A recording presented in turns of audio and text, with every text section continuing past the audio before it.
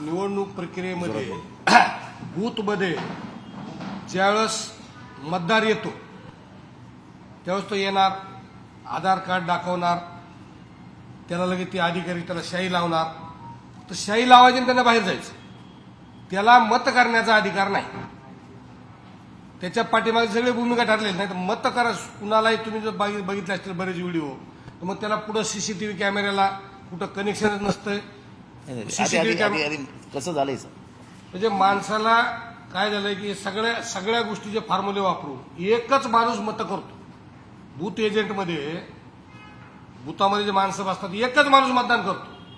दुसऱ्या माणसाला जो मतदार गेला त्याला मत करायचा अधिकार नाही. माणूस जायचं, आधार कार्ड दाखवायचं, बोटाला शाई लावायची आणि बाहेर जायचं. ही तिथं मतदान करण्याची पद्धत झाली.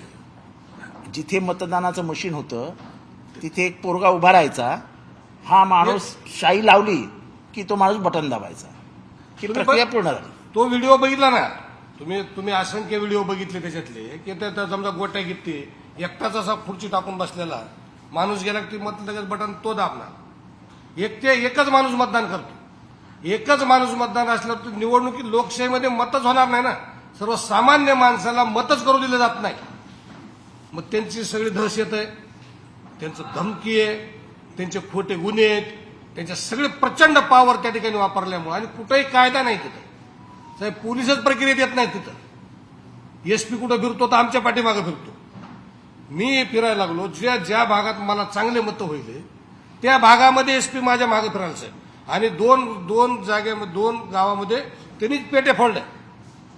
पेटी उचलली त्या पोलिंग ऑफिसर आपल्याला मतं पडणार म्हणलं की त्याला म्हणजे फोड ना तिथं काही ते करणं म्हणले यांच्यावर गुन्हा नोंद करायचा. ते पोलिंग ऑफिसर उठला ऑफिसर त्यानं पेटी फोडली आणि डोकं भीतीवर हाणून घेतलं. आणि माझ्याच मुलावर, माझ्याच पुतण्यावर आणि आमच्याच मुलावर 40 लोकांवर केस केली. 307 लावलं. 16 दिवस माझे पोरं जेलमध्ये होते. पुन्हा एवढे गौसले आणि पुन्हा एवढे एक मोठा आकडा टाकतात पुन्हा इतर 40. आता कोण 40 आहेत मग दिसल त्याला मध्ये तुझंच नाव. सगळं भयभीत माणसं करून टाकतात. मग त्याच्यामध्ये मग काही माणसं जातात वा पाया पडून वा माझं नका नाव घेऊ, ह्याचं नका नाव घेऊ. मग त्याच्यात जी कॅप्चर होते ते होते. हे भयभीतचे वातावरण ठेवलंय त्याने. ही सगळ्यात मोठी गोष्ट आहे.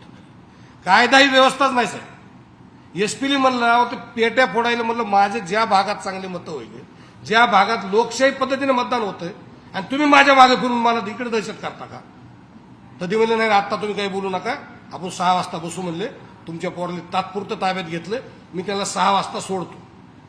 आणि 6 वाजता मला पोलीस स्टेशनला बोलवलं अविनाश एसपीने आणि सांगितलं की तुमचे पोर आता मी आत घेतलेले त्यांच्यावर मी 307 करून टाकले. म्हणजे आता मी त्यांच्यावर एफआर फाडलेला आहे. सॉरी, समजून घ्या. समजून घ्या काय आहे मग समजून घ्या म्हणजे नाही थोडा साहेब समजून घ्या. मलाच 3दा विनंती, समजून घ्या. समजून घ्या म्हणजे काय घ्या मला? तर पोरगा तुम्ही मध्ये घालायला ज्याचा काही संबंध नाही, जी पोरं त्या प्रक्रियेत नाहीत, त्या कुठल्याही गुन्ह्यात नाही, त्यांना समजून घ्या. ही काय नाव लागलं? आम्हाला जरा प्रेशर आहे, समजून घ्या एवढंच म्हणलं. आणि तर सर सॉरी आता मी एफआर फाडलाय म्हणले. आता तुमच्या मुलाला मी अटक केलेलं आहे, तुम्ही जाऊ शकता. आणि तितक्यात ती पोलिंग ऑफिसर आला. इथं फक्त ही इथंही ना भाऊ आहे त्यानं त्याचं डोकं भीतीवर आदळ होतं. इथं थोडं टिंगूळ आलं किंचित. हो इथं उगं किंचित असं टिंगूळ त्यानं इथं थोडं स्वतः लावून मारून घ्यायचं म्हणजे हळूच घेणार ना ती. एवढं टिंगूळ आलं. एसपी माझ्या देखत म्हणलं काय लागलं हो तुम्हाला, किती लागलं म्हणजे तुम्हाला, बघा तुमच्या पोरांनी काय केलं. इथं एवढं टिंगूळ आलं. त्याच्यावर एवढूसं टिंगूळ आलेला 307 गुन्हा दाखल केला. 307 आता तुम्ही बघा. तुम्ही पोलीस स्टेशनला आम्ही मग ती केलं. पोलीस स्टेशन लगेच आम्ही 4-5 दिवसातच पुन्हा काही बदलाबदल करून निघून आम्ही लगेच सर्टिफिकेट मागितलं.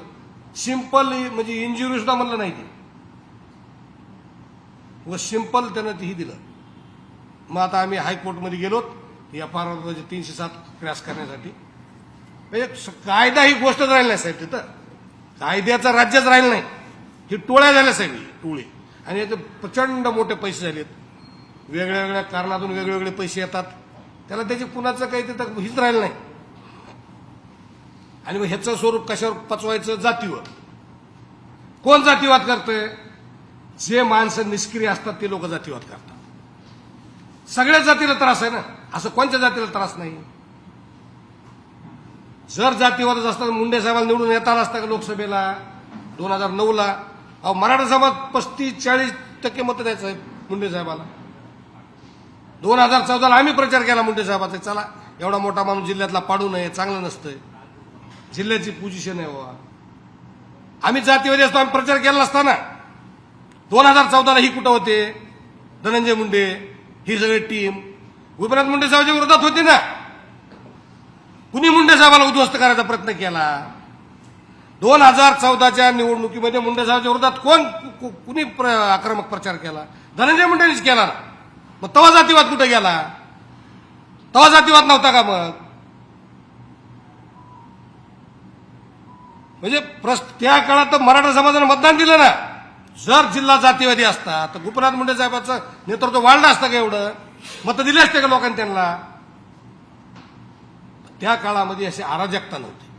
अराजकता 2019 पासून ज्या दिवसापासून या जिल्ह्यामध्ये 2020ला शेतकऱ्याला 13,500 रुपये हेक्टर प्रमाणे विमा मंजूर झाला आणि तो विमा वाटपच झाला नाही. त्या दिवसापासून ह्यांना शेकडो कोटी रुपयेची माया त्या ठिकाणी ती जमा झाल्या सगळ्या या प्रक्रियेमध्ये. कोण होतं त्यावेळेस पालकमंत्री? कोण होतं मंत्री? कुणी विमा वाटप केला नाही, याचा कोण जिम्मेदार आहे? बीड जिल्ह्यामध्ये बजाज अलायन्स कंपनी कुणी आणली पहिल्यांदा?